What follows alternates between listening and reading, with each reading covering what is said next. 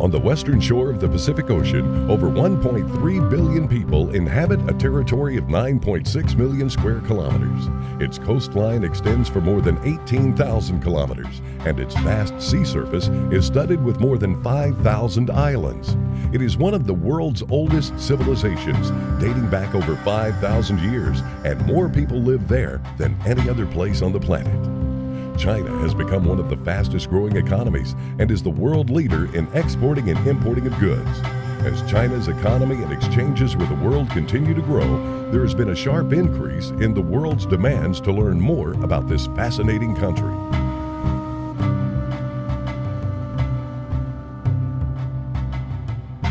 I love China because it's my fatherland. And I like its land, its people, its resources, its culture, its tradition, everything. China's a fascinating country. I would say that the thing that amazed me most about China was the people. If you visit China right now, you feel very, very welcomed. And so many people there, they know American, and they want to make friends with American. What I treasure in China are intense conversations about a whole range of issues and very, very close friendships. Many people can speak English, so you no panic for you to come to China. Just enjoy your stay in China and meet with people. They are very nice. They are very helpful. Everything will be fine. No trip to China leaves one without a deep appreciation for the history. Everywhere you turn is evidence of a history that literally goes back many, many, many centuries. I was still thinking about China the way it was decades ago, a very underdeveloped country. And I didn't go to a rural area, but I did go to Beijing and Shanghai. I was blown away by how large and modern and fast and sophisticated those cities are. I think what I liked the most about being in China was the pace at which that society is changing right now. I don't know if we always get a sense of that watching China from the outside, observing it on the news here, but everything is changing so quickly. There was construction everywhere you could look at. There was construction, you look to your left, to your right, and I'm not even if I try to exaggerate, I can't exaggerate how much construction and boom you could see. You could see cranes in every which way building up.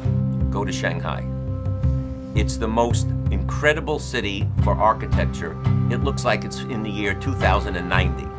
Just astounded by the remarkable physical beauty of the city. There are 3 or 4 cities in the world that I can say I adore, and Shanghai has quickly become one of them. I like Hong Kong better than the mainland, but a lot of that is because it's westernized, and again, having grown up here, westernized is what I'm used to.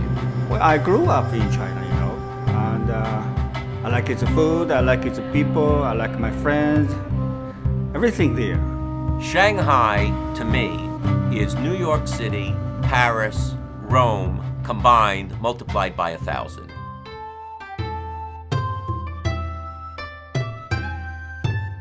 In 2004, China began establishing nonprofit public institutions which aim to promote Chinese language and culture in foreign countries. The first Confucius Institute, named after the famous Chinese philosopher and educator Confucius, opened in Seoul, South Korea on November 21, 2004, and began to expand rapidly. By the end of 2013, there were over 400 Confucius Institutes worldwide, with nearly 100 located in the United States. Their purpose is to enhance the world's understanding of the Chinese language and culture, which for many Americans is very different from their own. I would have to say that Chinese people are slightly more polite when first meeting them. I don't know about getting to know them, but some Americans can be kind of crass. American people are pretty much open to the strangers. Actually, they love to talk to people. I think they have more respect for their elders, so I think that's part of their culture. If you think about the Confucian influences that are sort of ingrained, it's expected of them to sort of be there for their parents and serve their parents. Compared to Americans, Chinese appear more quiet or polite. I think it's because of the Chinese culture. We are taught to be humble. The first time they hug and kiss me really surprised me. As the women and men both, I was surprised and was shy. My Chinese friends tend to be very quiet, very reserved. They only participate when they're supposed to, and they only give an opinion when they're asked to. In China, we say, how to say that one, like, if you want to do something, you just zip your mouth and try to figure out how to do it. So we have one term in Chinese, say, silent water runs deep. But in American, I find out that you need to ask for help. The more you ask for help, the better you will come out the result. And there's another term that say, critical gear, get the oil. I find that my Chinese friends and associates are more polite than my American ones, or certainly much more so than my Latin American friends and associates. It's a more delicate cultural conversation always, where some things are implied by the tone, by the position of the head, by the voice, as opposed to explicitly stated. But it's a lovely dance. It's like a cultural dance. One of the things about growing up as a first-generation Chinese-American kid is you've got parents who are saying, you know, and this is, I think, typical. You have parents who are saying, you know, keep your head down, don't stick out, just go with the flow, don't make a spectacle of yourself. I have a lot of friends in China. I've been there many times for lengthy periods of time. I go out with people all the time, but no one ever invites me to their home. Is that unusual, or is that not part of your culture? Well, yeah. Nowadays, people usually entertain their friends in hotels or in restaurants instead of going to their homes. You know, it's kind of tradition or cultural, maybe. It's very different from American culture, which is, I don't want to say selfish, but it's more based on individual needs, whereas in Chinese culture, it's all about the greater purpose of your being, you know? I have actually made a lot of friends on Chinese trains, and this goes absolutely against the stereotype of the polite and reserved Chinese friends. People have warmed up very fast, and we would launch into an intense conversation that in some cases might last for 8 hours. One of my favorite nieces in San Francisco recently married a young man of Chinese origin who's a doctor, and he's delightful, and I've gotten to know some of his family that remains in the mainland, and it's been a wonderful experience. When I first got to the States, I lived with, host family. And when they saw me, they said, wow, Chinese are friendly. Before me, they have never really had a Chinese friend. All they saw was from TV, wear boring clothes and not smiling or friendly. So Chinese are friendly. Chinese people, just like American people, are friendly and easy to get along. So the biggest advice is just smile and say hi. The United States and China are like the two most economically powerful countries on earth. They took such different paths to get there, and I think that's just so fascinating. Just to study the language and the culture and just learn more about it, I think is definitely a goal of mine.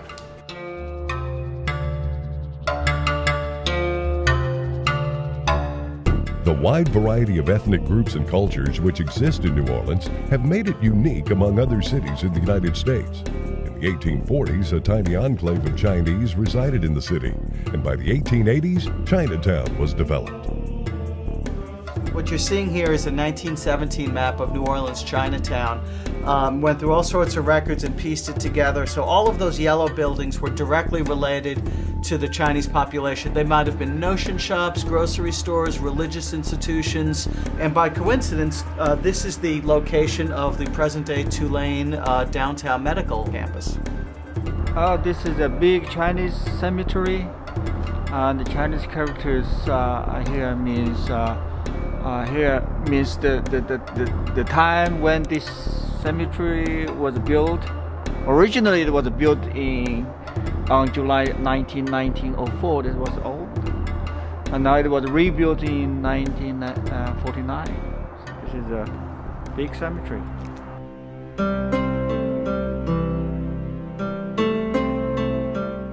In 2009, a proposal to create a Confucius Institute at Tulane was submitted due to the increasing demand for Chinese language education from students. 3 years later, the Confucius Institute at Tulane was officially established. The mission of the institute was very clear from the beginning.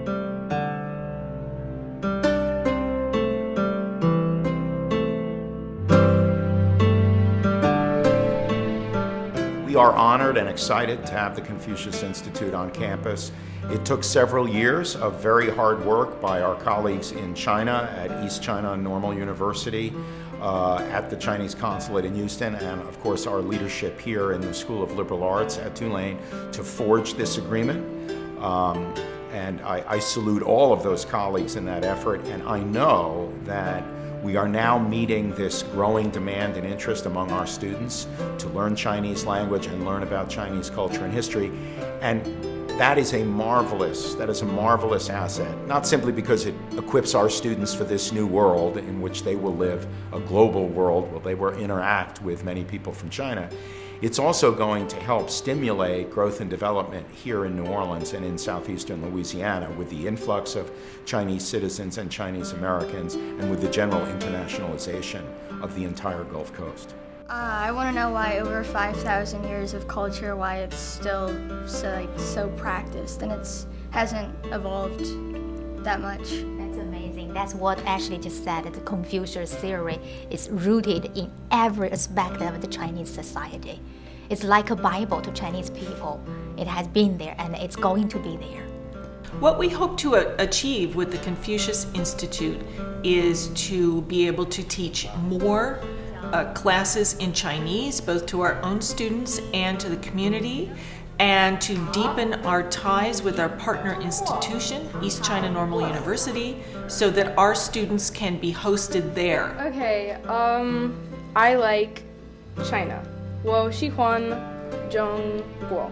I definitely want to learn more vocabulary and broaden my understanding of the language because it is kind of like how we bridge like the gap between the cultures. We have to be able to communicate with each other because we do as Americans we do a lot of business with China. I mean, everything's made in China now, and I feel like it'd be great if more people were able to communicate. I feel like just in 2 semesters we've already learned hundreds of new words. It's blown me away. Coming in with the expectation that Chinese would be so difficult, but I'm picking it up so quickly. I really love the idea that we can have a Confucius Institute here in New Orleans because it's a good place to let Americans know how the real China looks like. So I'm very happy to work here because I can help people to understand why we are here and why Chinese people want reach out to the world. Americans want to know about China. I think the Chinese government wants other people to know about China also. And so I was really thrilled because of my activities in China to learn that the Chinese government had agreed to fund a Confucius Institute right here at Tulane University, which will be great for Tulane and great for our students, and hopefully will be the way we can increase our relationships with China, because the reality is China is the biggest market in the world for everything, including education. I want to know, why is New Orleans so good at jazz music? Well, I guess I would say this is because in New Orleans people come from so many different places, bringing in different cultural beliefs and types of styles and stuff, and so generally new music types are born, and then that's how you get common music here like jazz and other types. Teaching at Tulane and teaching college kids Chinese language, I enjoy teaching, I enjoy interacting with students, and each year we actually see more and more students registering for Chinese class, and then more and more students when they finish the beginning level, they move to intermediate and then even advanced, and a lot of them will eventually go to China for a study abroad program, and they come home, they speak fluently, and then they help with other students like our co-educator Michelle here. So it's been a great experience. The Confucius Institute is something that can benefit not just Tulane students, but anybody in New Orleans. Anybody who is interested in Chinese culture, and I think of Chinese culture very broadly, it's Chinese language, Chinese calligraphy, Chinese dance, Chinese food, can come to the Confucius Institute and learn more about China. Community members are invited to come to our programs, and for them, this can be a wonderfully enriching experience.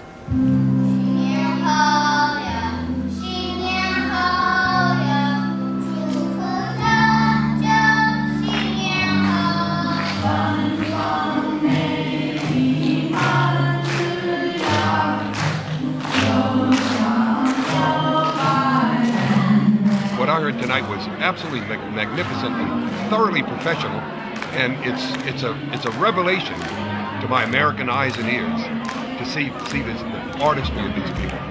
Just magnificent.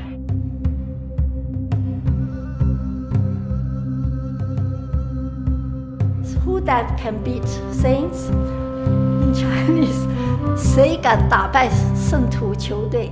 谁敢说他敢打败圣徒球队？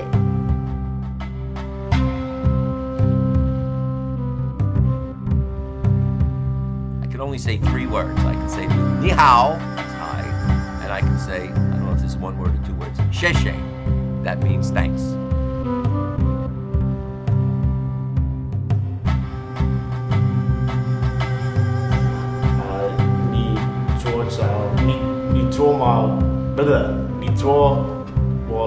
It's okay. Yeah.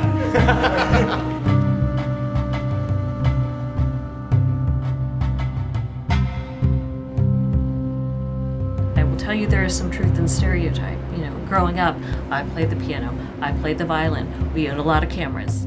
The future of the Confucius Institute is bright, with plans to establish 500 institutes and 1,000 classrooms by 2015 in order to further educate the world about Chinese language and culture. Tulane University will play a key role locally in the growth of the Confucius Institute by upgrading the Chinese courses under the Asian Studies program and reaching out to the community by offering classes and holding regular cultural exhibitions and events. The Confucius Institute at Tulane is bridging the gap between the East and the West.